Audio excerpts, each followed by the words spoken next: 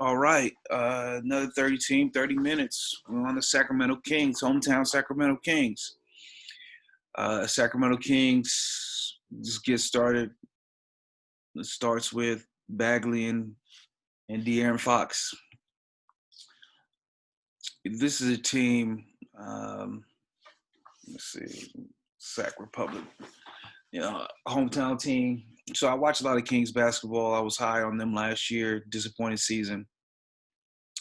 We start off with their offseason. The biggest thing that they did was not re-sign restricted free agent Bogdanovic, and which I thought was a mistake. The new GM, came out and said that his feelings towards it was that you want to build around Fox and you don't want to hamper the cap room. But Sacramento's not a team that free agents are clamoring to. I think that when you're a team like Sacramento, even though they drafted Haliburton, which a lot of people are high on, I don't think that you can give up talent. And I think people could say, well, if you're just considering them talent and not part of the long-term future, what about the trade kicker that they added into it and all the poison pills they added into his contract to make it an untenable contract? But it's my belief that he's just a better player than Buddy Hield. He's more skilled. Buddy Hield, he's a shooter. He's a good shooter. He's not a Klay Thompson, Steph Curry level shooter. And he's one of those players that, again, is almost empty calories. Like, if you let him cook, you can get some offense out of him, but letting him cook doesn't lead to winning. It's not conducive of winning. He's a below-average defender. I'm not going to call him a malcontent, but he wasn't answering. That was the rumor, that he wasn't answering his coach's, Luke Walton's, text messages during the offseason. And I mean, you got the right to do whatever you want to, but I don't think he's good enough to be, behaving in that manner. So you have that situation. You have a situation where, once again, a lot of things on that team are going to go where De'Aaron Fox and Bagley take them.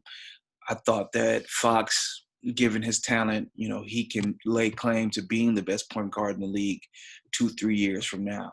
But he really has to take reins of the team. A lot of times I felt like he acquiesced to Buddy Hield. I think that he really needs to take hold of this team, become a ball-dominant guard, push the pace. Bagley as well. He's someone that a lot of people have written off. There's always going to be the should they have drafted Luka comparisons.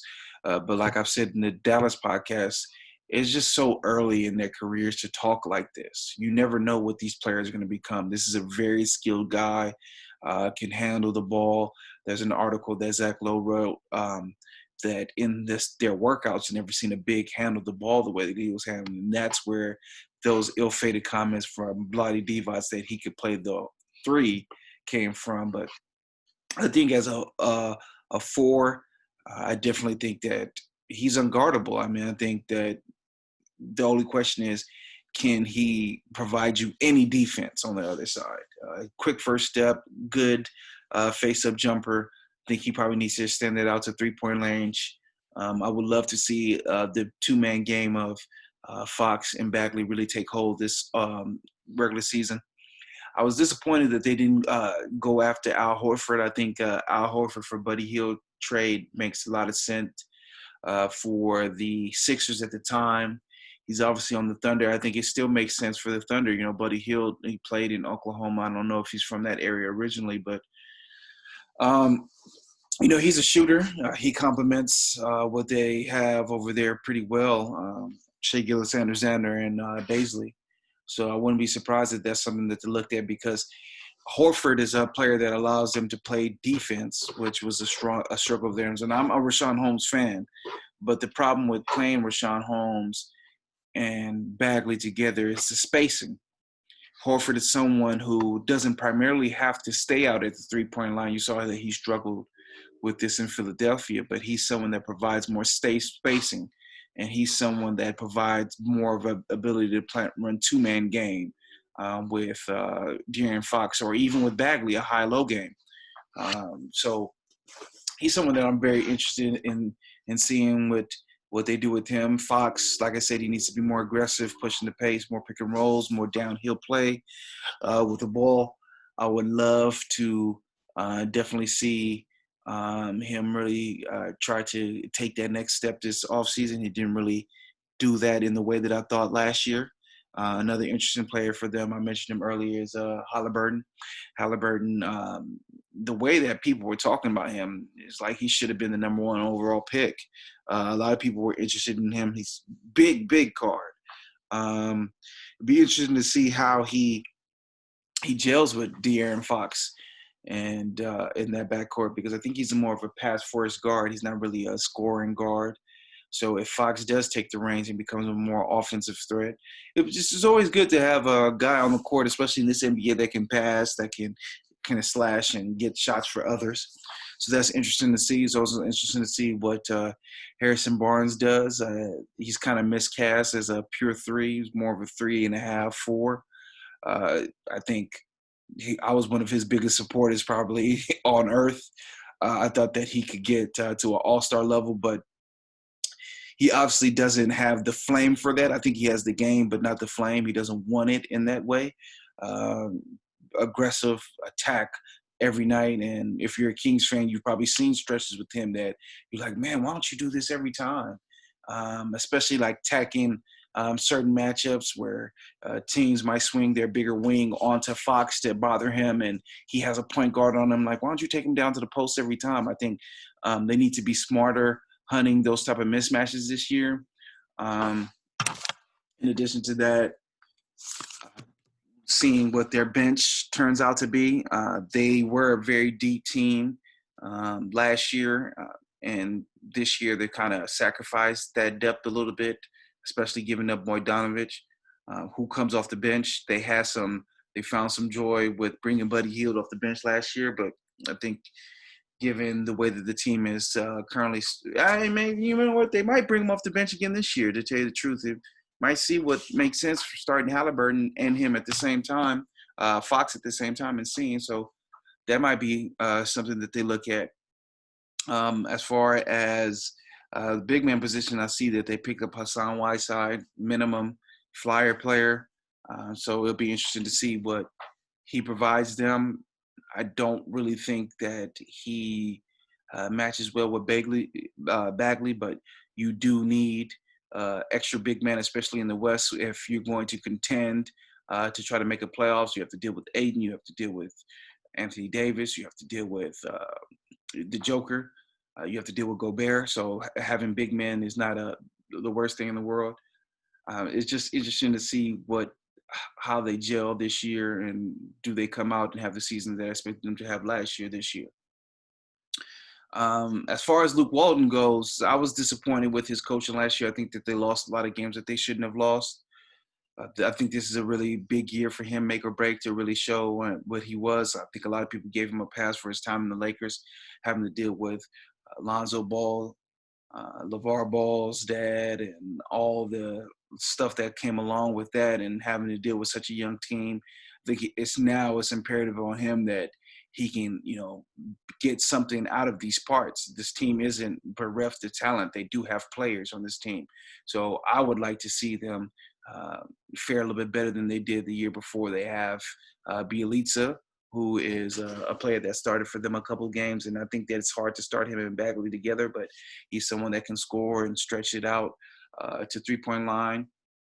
So it'll be interesting to see what this team turns out to be and what they actually do. I know that they have this big arena that's walking distance from my house, and I've had dreams of walking over there on a Sunday morning while they're hosting the Lakers or whoever the number one seed is as the eighth seed. Beautiful arena if you've never been. A lot of glass. Sun can shine directly through into the actual stadium. So we'll see. They've invested a lot of money into this team, and we'll see if this is the year that it actually pays dividends. I think they have the longest stretch of not making the playoffs in the Western Conference. So see if they turn it around this year. Most impactful player for them, I think, is De'Aaron Fox, because I really think that he has the tools to be the best player at his position. With his speed, defense, his jumper is actually pretty solid. Bagley, I've mentioned him and what he can be offensively and how I think he's unguardable there, but there's certain limitations there. But I think the sky's the limit for Fox. He just really has to push the pace. So that is the most impactful player. Their most intriguing player would have to be Haliburton. I would like to see what the buzz is about. I saw him play in the preseason, and I was interested. I don't go back and watch college tape. That's just not my thing. I'll be interested to see what he becomes, because the way that they're talking about him is that he should have been the number 1 overall pick. Oh, I can't believe this team didn't take Haliburton. I can't believe this team didn't take Haliburton. Why didn't the Suns take him? Why didn't this team take him? Oh, it was such a miss to take this guy. So I would like to see what all the fuss is about. You have Fox, that backcourt. He is a bigger point guard. You have that type of backcourt. It'll be interesting to see if we could pay some dividends. We've seen some teams find some joy with that, most notably OKC last year. So maybe they find some joy with this lineup. And it's always good to have guys that know the game, have feel for the game, can create for others, make easy shots for others. You have these 2 point guards. Maybe that means that they should push the pace more. You have these 2 players, get players out. You have a athletic player in Fox. Obviously, he's probably the fastest guard in the league, depending on where Russ and Wall are at physically. You have Haliburton that can push the pace. You have Bagley, who can run the floor. You have Holmes that can run the floor. You have Buddy Hield, who can spot up. You have Harrison Barnes, who can spot up and do a little bit of that. So maybe that's their brand of ball, is to push the pace. You have these 2 guards that can make plays for other people, can whip around passes around the court, focus on that. So postseason chances, I definitely see them as an opportunity for maybe possibly making the playoff playing game and being that surprise team, like OKC was this last year, like Memphis was this last year. I could see Fox ascending, Bagley ascending.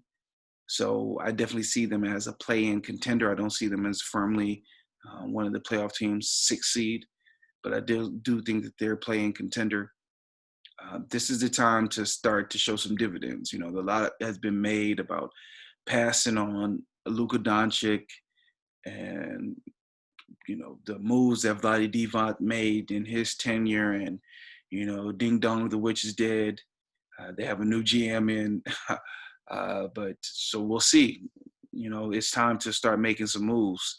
I think the fan base is restless and they want to support a winner. So I think this is a big year for the Kings.